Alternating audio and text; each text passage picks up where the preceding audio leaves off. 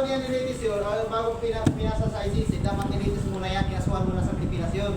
Ang government mo mismo, pag hindi kaya ng gobyerno na litisin yung kaso na yun, ipapasa sa doon sa ICC, yun ang ibig sabihin ng ICC.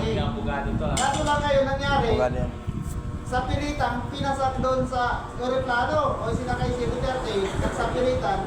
Kasi nga, Chick, may abogado pala kayo dito. kasi nga ang nangyari doon.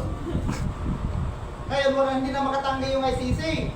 Siyempre, sa kapangyarihan ni BBM, presidente siya, hindi na makatanggi yung ICC doon. Siyempre, napapagalawin niya, may pera yun eh. Napapagalawin niya yun. Ngayon, pagdating doon, hindi na makatanggi yung ICC tapos nakapalo na si Duterte doon sa ICC. Ngayon si Duterte, malabo ng makalaya yun. Kasi paninindigan na ng ICC na papatawan na ng ano yun, yung parang tatapusin yung 3 to 10 years ang paglilitis. Wala pang ano yun, wala pang hatol. Paglilitis pa lang yun.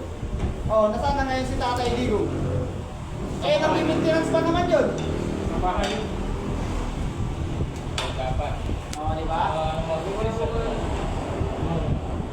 Kaya yung ano doon, hindi dapat ang ginawa nila, hindi na nila sa tamang proseso. May paglilitis muna sa bansang Pilipinas.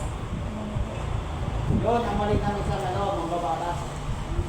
Tayo ko lang mambabatas, Presidente.